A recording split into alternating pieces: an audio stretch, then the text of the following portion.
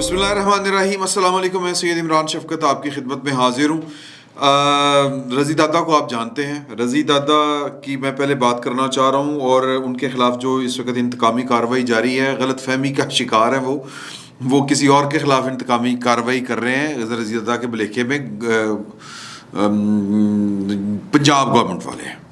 हुआ ये है कि रज़ी दादा का घर था E2 जौहर टाउन में, उससे थोड़ी सी मुल्हिक कच्ची आबादी है, यानी वो ज़रा ज़ाहिर है साफ़ी कितना अमीर हो सकता है, तो वो ज़रा जो बाउंड्री जौहर टाउन की, वैसे ही वो जो E2 है वहाँ पर कोई बहुत बहुत बड़े घर नहीं है, तो E2 के साथ थोड़ा सा बैक पे कोई कच्ची आबादी टाइप या एक जो नहीं होती गरीबों की बस्ती वो लगती है। तो E2 में जो इनका घर है वहाँ पर आज LDA असलम इकबाल साहब जो हैं उन्होंने भिजवा दी क्रेनें इनका घर गिरवाने के लिए। अब इसके पीछे क्या मकसद हो सकता है, क्योंकि घर उनकी अहलिया के नाम के ऊपर है, उनके लेकिन मलकियत उनकी नहीं है। ये एक ऐसी खूबसूरत बात है और यही वो मैं कह रहा हूँ कि किसी और के साथ ज़्यादती हो रही है, वो अभी ट्रांसफ़र नहीं हुआ।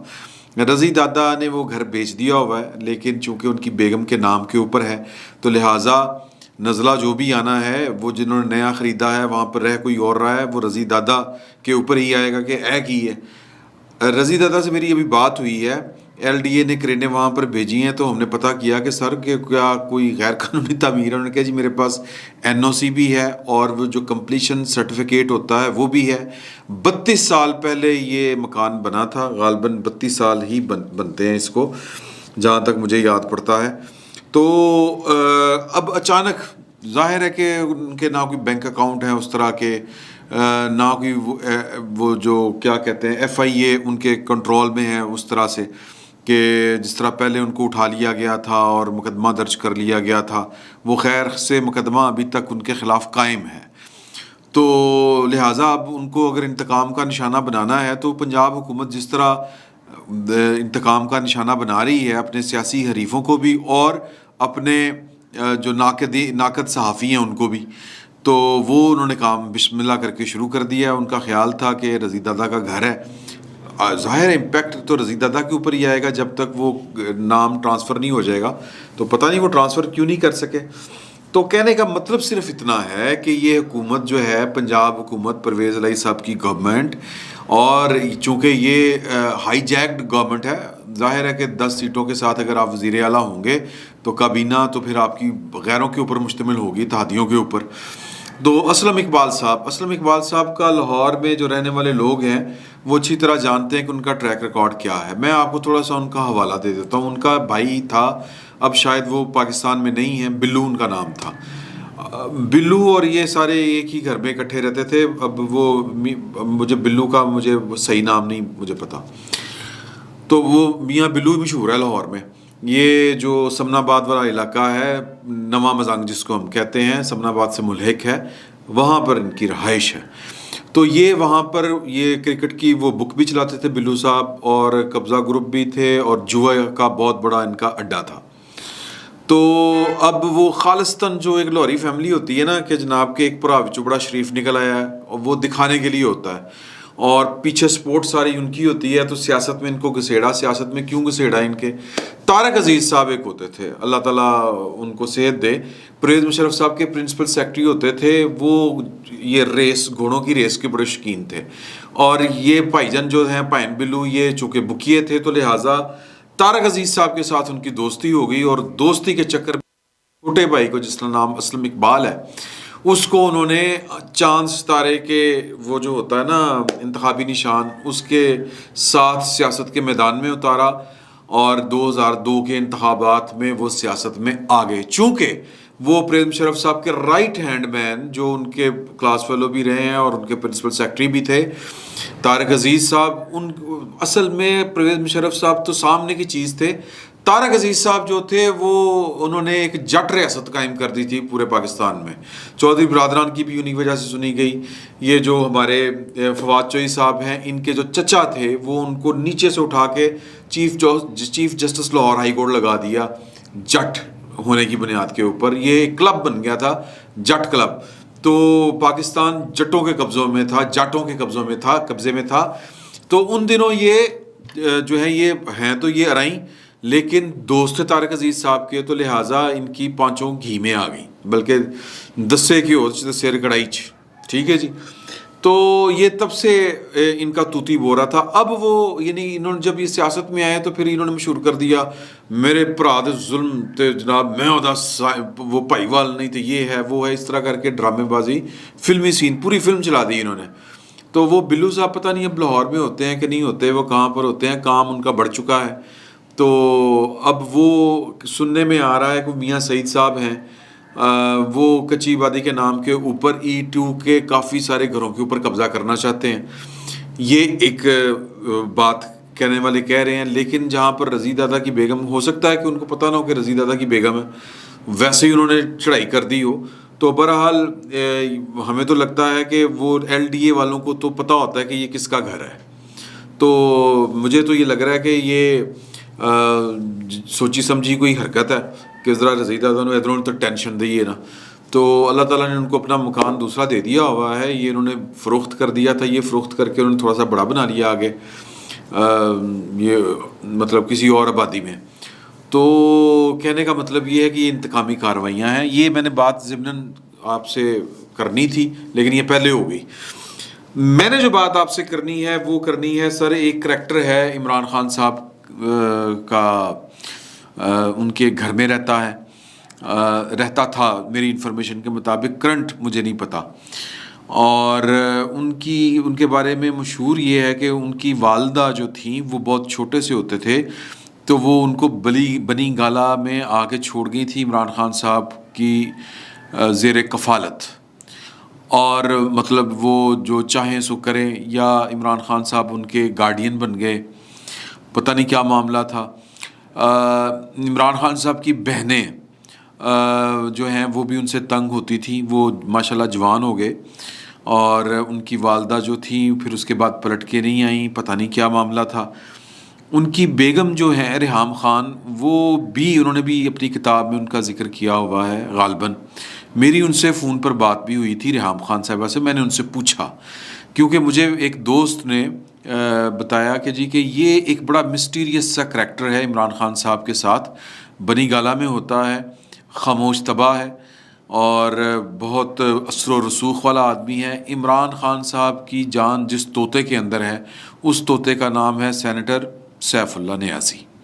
سیف اللہ نیازی کون ہے یہ آپ ذرا پتہ کروائیں. یہ بڑا مسٹیریس سا کریکٹر ہے. ریحام خان صاحبہ سے میں نے فون پہ بات کی، ان سے میں نے پوچھا. ریحام خان صاحبہ نے بتایا کہ جی کہ میں عمران خان صاحب کی بیوی ہونے کے باوجود سینیٹر سیف اللہ نیازی کے بارے میں کچھ بہت زیادہ نہیں جانتی. سینیٹر سیف نیازی جو ہیں، ان کے بارے میں ریحام خان صاحبہ کہتی ہیں کہ جب میری عمران خان صاحب نے ملاقات کروائی اپنی بہنوں کے ساتھ کہ میں نے اس سے شادی کرنی ہے، تو ان کی بہنوں نے مجھے بڑا وارملی ویلکم کیا. اور پھر جب ادھر ادھر ہماری ملاقاتیں ہوئیں تو مجھے تنہائی میں یہ کہا گیا کہ تم بس نا اب بس یہ نکاح کریں جلدی سے، اور تم جو ہے وہ بنی گالا میں آؤ اور بنی گالا کا جو چارج لو، یعنی گھر سنبھالو اپنا. تو میں نے ان سے پوچھا کیا مطلب آپ کو اتنی جلدی کا ہے کی ہے؟ تو انہوں نے کہا کہ یہ جو سیف نیازی ہے نا، یہ اس کے چنگل سے عمران خان کو چھڑاؤ.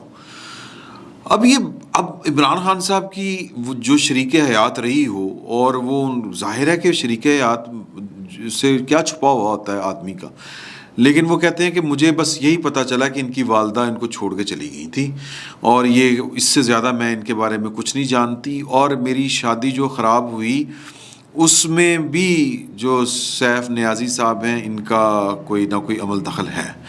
اور جب میری پھر بعد میں ان کی شادی بھی خیر ہو گئی سیف نیازی صاحب کی، اور سیف نیازی صاحب کو کچھ لوگ کہتے ہیں کہ عمران خان صاحب اپنے بچوں کی طرح ٹریٹ کرتے ہیں، اور سیف نیازی کی نہ میں نہ ہے. ساری PTI ایک طرف، سیف نیازی ایک طرف. اور اگر آپ جو PTI کی جو ہیرارکی والی جو ویب سائٹ کے اوپر جائیں تو سیف نیازی میرا خیال ہے نمبر 2 یا 3 ہے، اور ایکچولی وہ نمبر 2 ہے PTI میں، مطلب کاغذوں سے ہٹ کے بھی.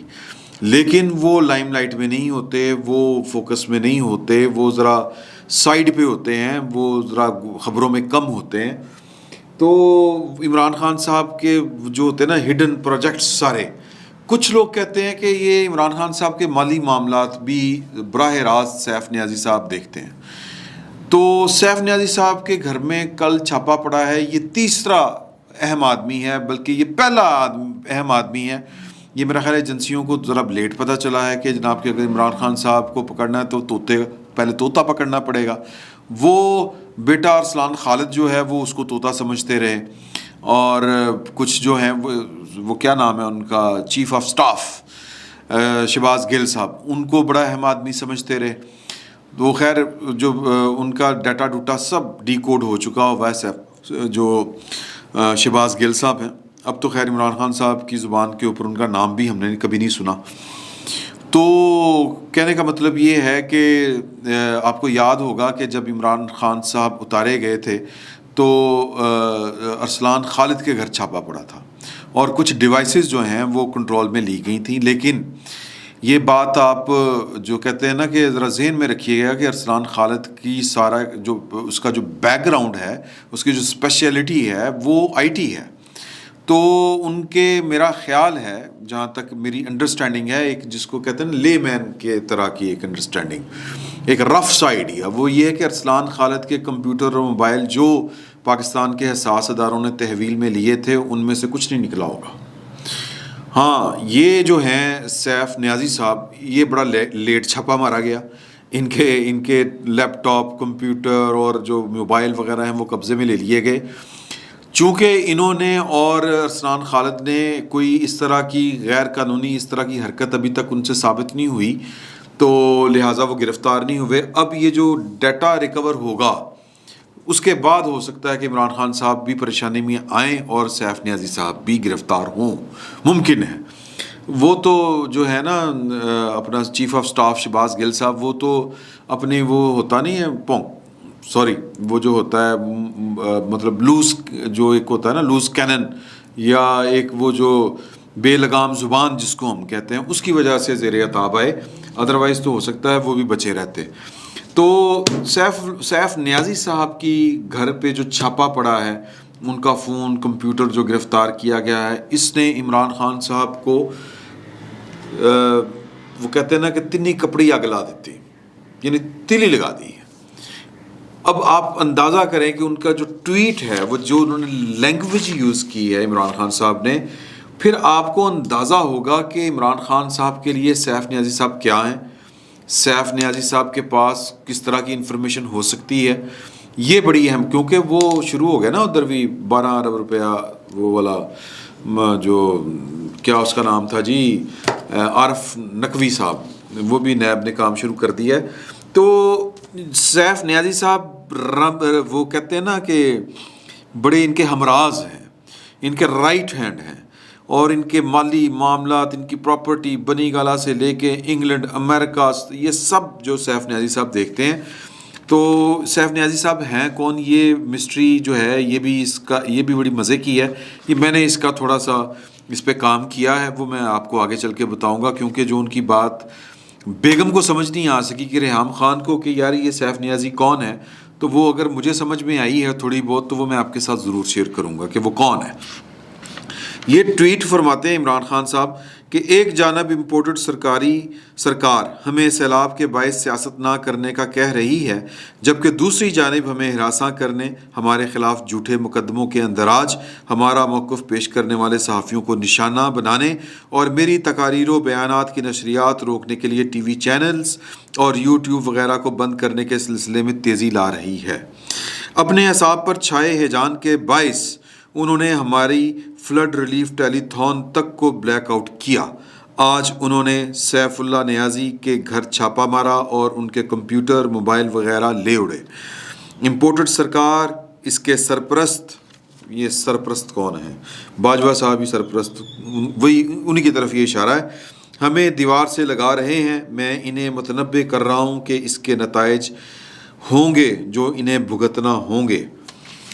سر جی میں سیف اللہ نیازی صاحب کے بارے میں آپ کو بتا دوں کہ سیف اللہ نیازی صاحب، سیف اللہ وہ کوئی اور ہیں، سیف اللہ صاحب، سیف نیازی صاحب کے نانا اور عمران خان صاحب کے نانا شاید بھائی تھے آپس میں. یہ مجھے بات حفیظ اللہ نیازی صاحب نے بتائی، اور یہ ان کا فیملی کا بندہ ہے، اور لیکن ان کی والدہ جو ہیں انہوں نے ان کی کفالت، ان کو وہ جو سارا کچھ کہتے ہیں نا، یہ عمران خان صاحب نے ان کو پالا پوسا ہے، اور یہ عمران خان صاحب کے ایک طرح سے بیٹے ہی ہیں، یوں کہہ لیں آپ.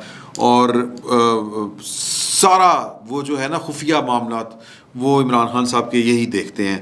تو یہ ہوگی، میں لینگویج اس کے اوپر جو ہے نا، جو عمران خان صاحب نے جو زبان استعمال کی ہے، اور پھر انہوں نے جو میڈیا سے بات کرتے ہوئے بھی آج بات کی ہے کہ میں کال دوں گا تو حکومت برداشت نہیں کر سکے گی.